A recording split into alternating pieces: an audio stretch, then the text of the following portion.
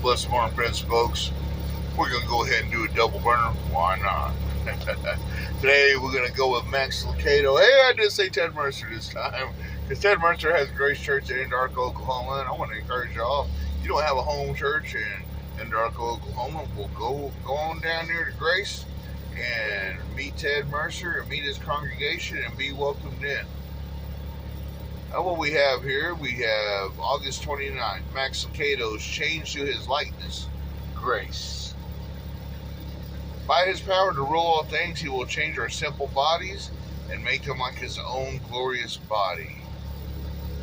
None other than Jesus right there. That's Philippians 3:21. What do we do about our resurrected bodies? They will be unlike any we have ever imagined. Will we look so different that we aren't instantly recognized? Perhaps. We may need name tags. Will we be walking through walls? Chances are we'll be doing much more. Will we still bear the scars of the pain of life, the marks of war, the disfigurements of disease, the wounds of violence? Will these remain on our bodies? That is a very good question. Jesus, at least for 40 days, kept his. Will we keep ours? On this issue, we have only opinions, but my opinion is that we won't. Peter tells us that by his wounds you have been healed. In heaven's accounting, only one wound is worthy to be remembered, and that is the wound of Jesus. Our wounds will be no more. Peter tells us that by his wounds we have been healed. And it's true, because we couldn't do what he did. He was the ultimate sacrifice for all time. Remember, back then, they had the animal sacrifices, which required you had to have a high priest. And according to your sin, like you sacrificed a bull, you sacrificed a dove. They had a different program. Well, let's say program, but they had different animal sacrifices for different sins. And man, if you was all of the above, just no good, rugged, evil, and everything else, and sick, man, you'd have to dang butcher all kinds of stuff. But then you gotta pay money for your sacrifice to butcher these things, you know. And you're supposed to give them the best part of the animal. Like you don't go give them the scabby part of the cow, you know. You don't go give them the kidneys and the brains and the snouts. You gotta give them the filet mignon. You know, you gotta give them the best. That's the way it was back then. But Jesus put an end to that, for he was the ultimate sacrifice for all time. No more animal sacrifices are needed. And then, of course, Max Lucado has this question here. Only one wound is worthy to be remembered, and that is the wound of Jesus. What does that statement mean? The wound of Jesus will be the holes in his hands when he hung upon the cross of Calvary, so that you and I can be set free from the darkness of death, all them death spirits, all them things. You know, he gave us a teacher from going to the path of hell, because that's where we're headed without him. Believe it or not.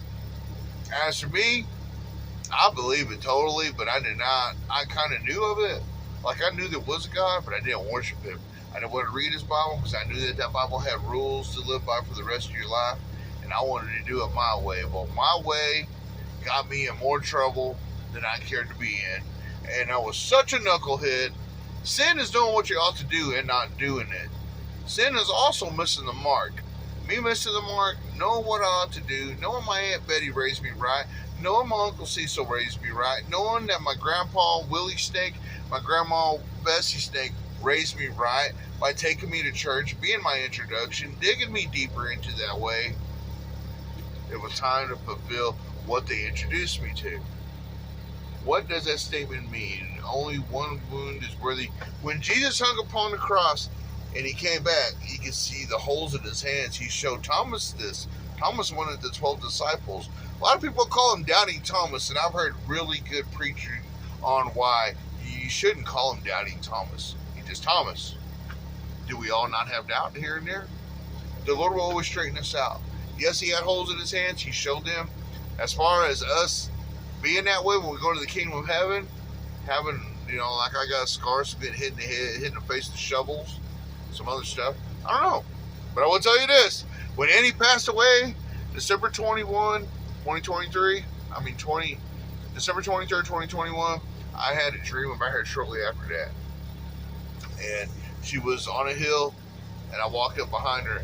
Yeah, kind of like dang Titanic when Jack puts his arms around old girl she's on the ship, I walked up to Annie. She was beautiful. She wasn't all sickly like she was when I saw her at the Indian Hospital across the stars. I seen a beautiful Cheyenne sister woman fade away, shrink. But in this dream, I believe it was the Lord's blessing for me to see her. She was hot. She was beautiful. I put my arms around her. Her hair was black and long. Face was golden, just looking beautiful. We didn't say a word. We just looked down in the hill to the valley. And then I woke up. And when I woke up, I wasn't sad. I was ready to face another day because the Lord blessed me with His peace that surpasses all understanding through that dream. That's how I feel about this change to His likeness. Blessed your iron journey. Enjoy your transformation, your transfiguration through the Lord.